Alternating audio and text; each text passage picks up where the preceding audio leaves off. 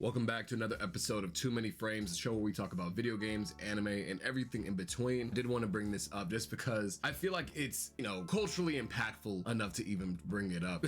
If you have not seen Dragon Ball Daima yet, go ahead, skip forward to whatever, I don't even know, just skip forward like a couple minutes because I'm going to be talking about this for a little bit, just because I feel like this is important enough to get its own segment.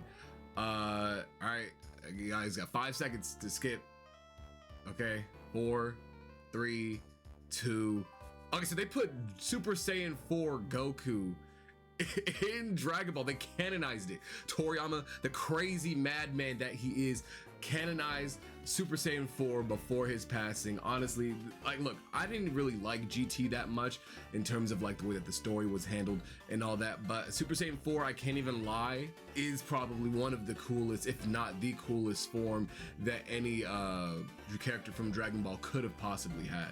Now, I will say though, there are a lot of design choices for this version of Super Saiyan 4 that I'm not necessarily a fan of, and really it's just the eyes. I feel like the coloring of Goku's eyes look a lot more like the Super Saiyan God form that he has. I feel like it would have been nicer if they were yellow again, or if they were even orange so they can match the pants.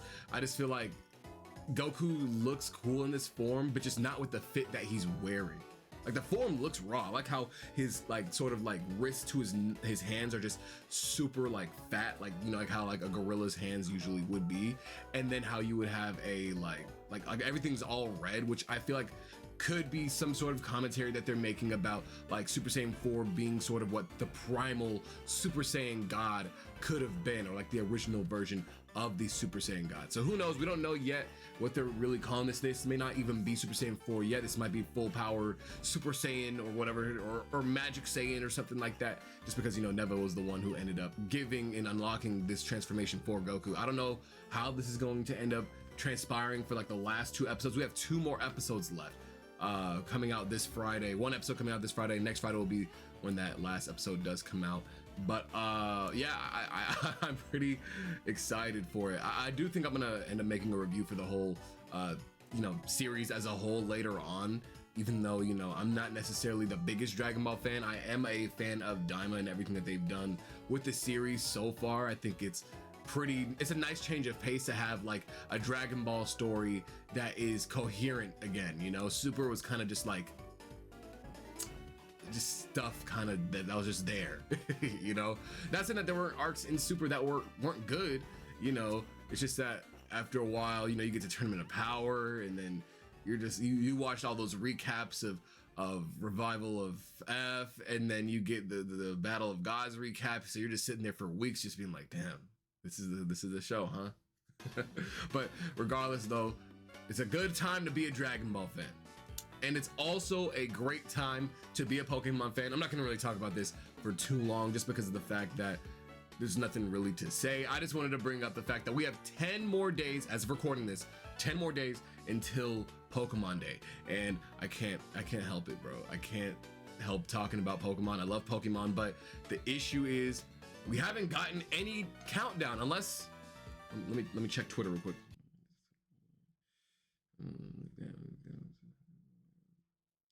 Pokemon company.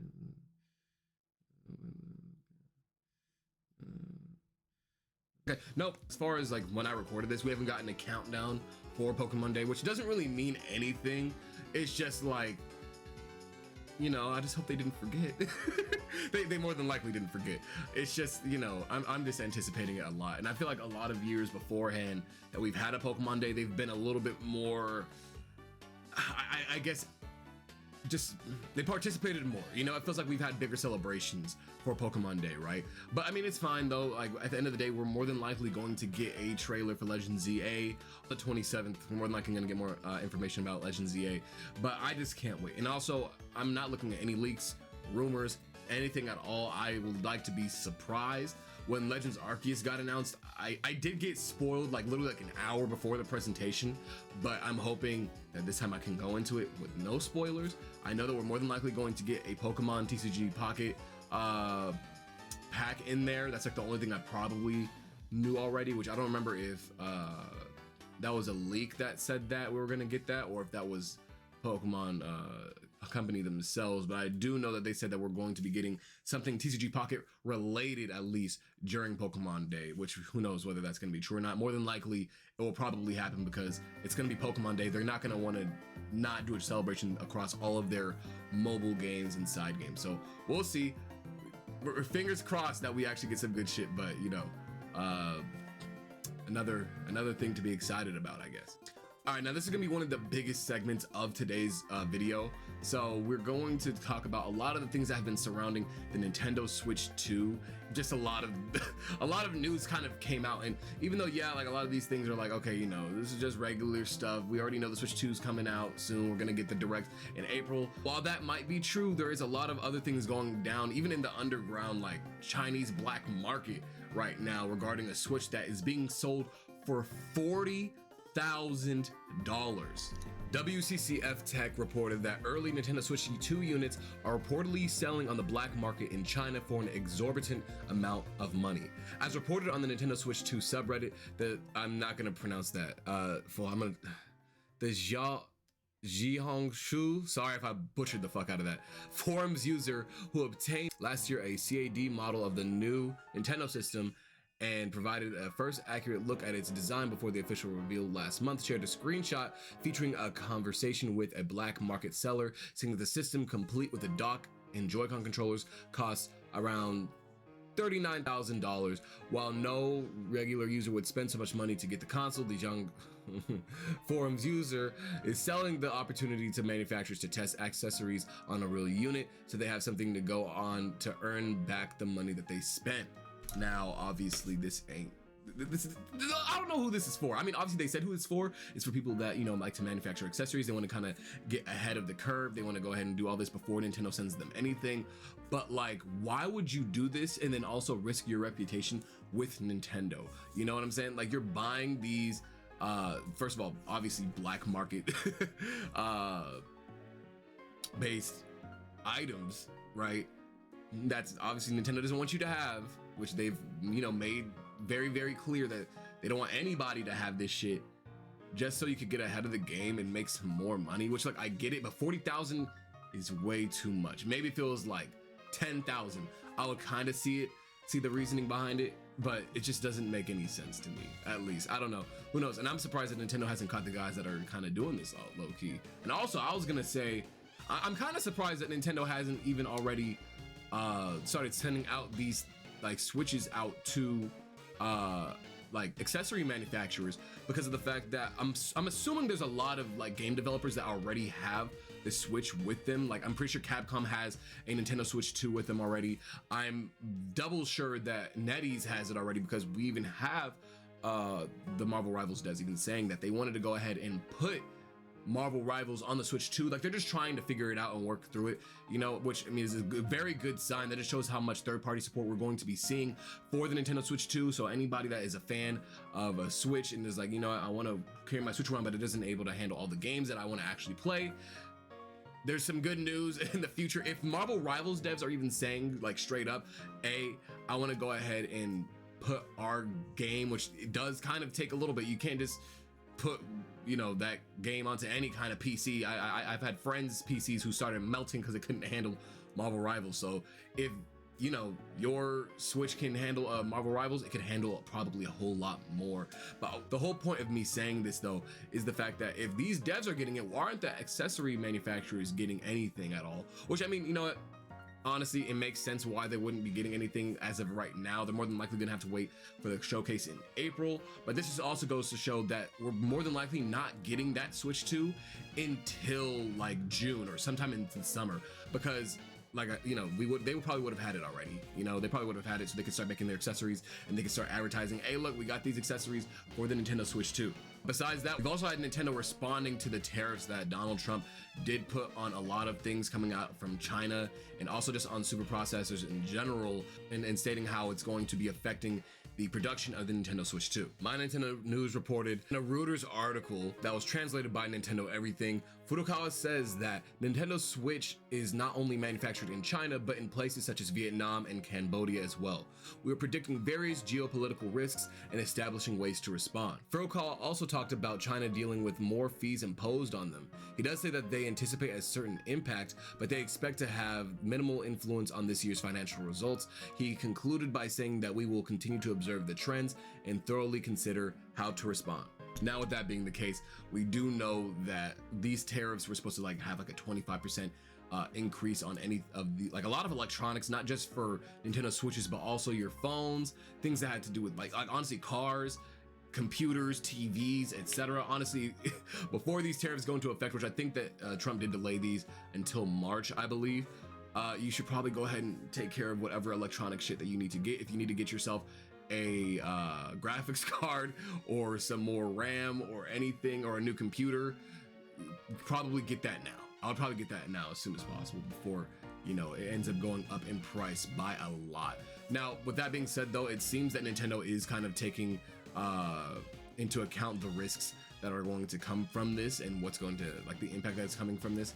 So hopefully the Switch 2 isn't super duper expensive. At first I thought it was going to be around, at the very least, to $375. At the very least. I don't think it's going to be that cheap anymore, obviously. So I think it's going to now be from around $400 to maybe $475 at the most. I don't think it's gonna hit the $500 price point just yet, but I do think that $450 is looking like the sweet spot, and it kind of makes the most sense for the Switch 2 as of right now. $450 I'm kind of okay with. I can kind of justify that as long as the games that come with the console help justify that also. But $450 is fine with me. I would prefer $400. If it was up to me, I would say $400. $375 was a super duper low ball, but that was the cheapest that I could see, since the OLED was also running for $350. So at the end of the day, we'll see what ends up happening with this, but the Switch 2 is building up a lot of excitement in the gaming industry. We have multiple devs talking about what they want to see on the Switch 2. Even Kamiya was saying that he wants Virtual Console to come back on the Nintendo Switch 2, which, I mean, shit, a lot of people want that in general. If you're a Nintendo fan, you more than likely want the Virtual Console, but Nintendo does have their Nintendo Switch Online stuff that they're going to try to be pushing for the next who knows how many years. If people are paying for it, they're going to more than likely push it. If they end up saying that people aren't paying for it anymore, then they'll more than likely revise everything that's been going on with their online service, and then more than likely push out the Virtual Console again. But we'll just have to wait and see. But for right now, that's all the Nintendo news that I have to talk about as of right now, at least if stuff that is confirmed for the most part, even though the black market one wasn't necessarily 100% confirmed. But I mean, shit, I wouldn't put it past them for this shit to be up on the black market already. Since we are on the topic of video game news, we should probably also talk about Xbox. And the last few episodes that we've talked on this show about Xbox, we've been talking about what the future of Xbox is going to really look like, and it's seeming like they're pushing for a third party or just a publisher only type of company for a little bit, and it's very obvious with this new interview, or why I would be saying Phil Spencer in a interview with Xbox Era has said that he is not trying to move PlayStation and Nintendo players all over to Xbox anymore. He says, let's just allow more people to play, and yes, the 70% that we make on games on other platforms is helpful to us. Now, that is obviously true. At the end of the day, console sales, as great as they are, if you can't sell any consoles, you should probably start selling more software. And I do believe that this is more than likely the smartest way to kind of do it for Xbox, with the low numbers that Xbox has in terms of selling consoles, which is basically undeniable. Even if you are an Xbox fan, you have to kind of just see with the numbers, they're not going to be able to really compete and have exclusives anymore as of right now. I feel like you can only have exclusives for a console if you've kind of built that foundation up from the very beginning, and just made it to look, these games are going to only be on one console, that's it. We're going to have our big heavy hitters, and then we just go from there.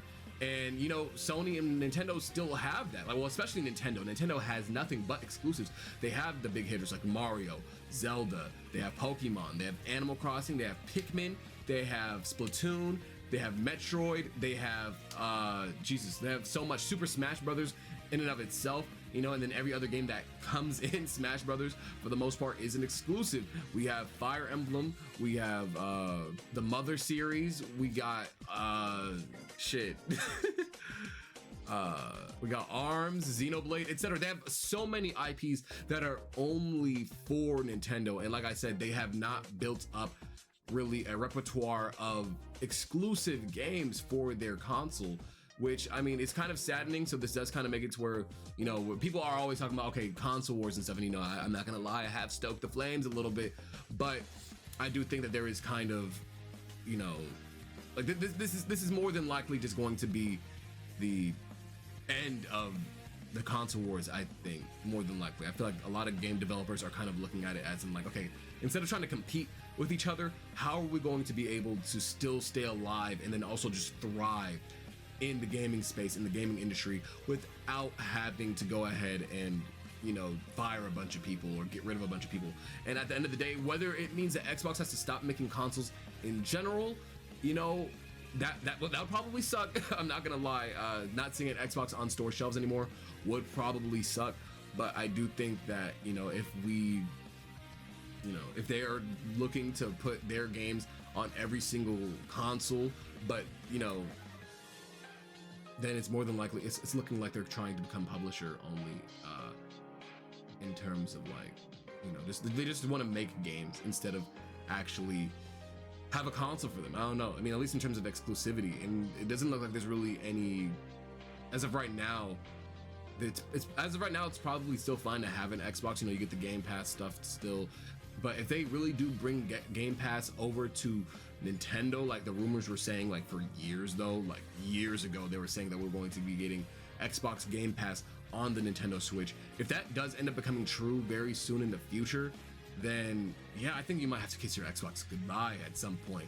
Like, I would like it if Xbox is able to still have their console out, but like make it way cheaper, make it like the budget console that you would want to have, which I mean, it kind of already is for a lot of times, where it's like, look, if you can't afford a PlayStation 5, but you can afford an Xbox like Series S, then get the Xbox Series S. You know, you can pretty much play all the same games just for, like, you know, just at weaker power levels at the end of the day, and it's more than likely you won't be able to play with your friends as much. But I mean, it is cheaper. If they do want to be kind of like that, then they can. Although it is going to be kind of hard, because Nintendo is also starting to power up their stuff a little bit, and a lot more developers are making games for Nintendo's consoles as well. So it will be kind of harder for Xbox to really be seen as a budget console for stuff like that. But we'll just have to wait and see in the future, man. I don't know. It's looking kind of scary. It's looking like right now there's no war really. PlayStation's looking to be like the highest in terms of like just quality games, and then also quality like consoles, even though we don't really have that many Sony exclusive games. But you know, they're still there. You know, we still have some games there, and then we have Nintendo Switch kind of, or just Nintendo just doing their own thing with the Switch and the Switch 2, you know, really staying in their own lane, and then Xbox is kind of looking like they're falling off a little bit. But we just gotta wait and see. Hopefully by this summer we end up getting a lot more news from Xbox and what their future plans are. But you know, they can probably only go up from here, I think. But with that being said, the last bit of news that I wanted to go ahead and talk about was the EVO Awards. If you were not aware, EVO is a fighting game tournament where the best fighting game players in the world compete and play against each other, and, you know, take home cash prizes. Obviously, it's just a tournament, right? Basically, right? So this is also probably the most popular fighting game tournament of all time, and because of that, we got a lot of game announcements for this. Now, I'm not going to talk about any of the awards that were won at the ceremony, but we can't talk about the games that were announced. First announcement I wanted to talk about, we did end up getting a new Fatal Fury City of the Wolves trailer. They ended up announcing Kane, our Heinlein, announced for the game, and we also got a beta test with 8 playable characters, and it's going to start from February 20th to the 24th. It is an open beta. It's going to be allowed for PS5, Xbox, and Steam. And they also announced the Season 1 DLC pass, which, I mean, this was leaked a little bit earlier in the week, but it is going to have Andy Bogard, Ken from Streets. We got Joe Higashi with glasses for some reason. We have Street Fighter, Chun-Li, and Mr. Big. A 5-character DLC pack, and we haven't seen that in years, man. This is crazy. With that being said, we also have another season pass trailer for another game. Grand Blue Fantasy versus Rising is getting more characters, a shit ton of characters. First up, in the season pass, we obviously knew that Sandalphon was going to be coming out on February 26th of this year. We got Galleon coming out in the spring, Wilness in summer, Meg in fall, and Ilsa in early 2026. I'm genuinely happy that we're actually getting a lot of support for Grand Blue Fantasy versus I think that this game deserved way better from the public eye. It's just that it came out during COVID for the original game, and now it's actually getting some very good DLC, very good characters. We even got 2B as a crossover character. My dream collab for this game specifically is Yuden from Dragalia Lost put into Grand Blue, but the thing is, he's a Nintendo character, so I don't know if they're going to really have the rights to put him in. I do know that Side Games owns him as a character, but I am hoping that we could see a cool character like him, and they could use like the dragon mechanic somehow, with like Midgard Sommer being used in his like utility and stuff like that. You know, that'd be really, really cool. For Hunter x Hunter Net Impact, we got our very I believe this is our last trailer before the game releases, but the game is coming out on July 17th, and our first DLC character is that piece of shit Neferpito. The game looks pretty fun, I'm not gonna lie, but like that's about it in terms of like where the appeal is for me. Like the game looks good, it just doesn't, like in terms of gameplay, it just doesn't look good visually at all to me still. Like I still feel like it looks a little bit rushed, but I do have faith in the developers. These are the same guys that helped make Marvel vs. Capcom 3, so I am fully expecting this game to have a lot of setup, a lot of combos, a lot of like interesting characters, and so on and so forth. I just feel like the characters that we did get, and look, this might just be a me thing, I don't know if Hunter x Hunter has like the character roster to make like really cool like a really cool fighting game. Like I like a few of the characters in Hunter x Hunter. I just feel like we're kind of like really like not necessarily starved, but like I feel like the roster can't get as big as like a Dragon Ball Fighters or as like a Naruto game, which I mean, obviously I just feel like we just don't have enough characters as of right now, especially if you're like a manga fan and you know what characters that we have like later on in the series. It's kind of saddening to know like, damn, we're never gonna see those characters in a game unless the anime comes back like way later, which probably won't happen for like honestly the next 10-15 years. And then Ogre is going to be coming to Under Night in Birth 2, and yeah, that's about it. Other than that though, the last major bit of news for the EVO Awards was the extended lineup. So before we had a relatively smaller lineup for EVO. Like I said, if you don't know, there's multiple games here. It's not just like one game at the tournament. You get Street Fighter 6, Tekken 8, Guilty Gear Strive. We got Grand Blue Fantasy versus Rising, Under Night in Birth 2, Mortal Kombat 1, Fatal Fury, City of the Wolves, and Marvel vs. Capcom 2, and they just announced that we got some extra games coming. We already knew that we were getting Rivals of Ether, Virtual Fighter 5, KOF 15, and Blaze Blue, and also Killer Instinct, but they added Samurai Showdown, Guilty Gear XR Rev 2, and then Capcom vs. SNK 2, which are very, very, very good choices. And it feels like EVO is really ramping up into being one of the, I mean, obviously it is like one of the best fighting game tournaments of all time, but they're putting a lot out there. It really sucks that we live in a world where, since Sony owns EVO now, we will never see a Smash Brothers at EVO ever again. And it does feel like Smash Brothers in terms of like competitiveness is just kind of dead a little bit. But I mean, I do have faith that sometime in the future Sony will, or not just Sony, but maybe Nintendo will come to their senses and say, you know what, let's put Smash Brothers back on the map.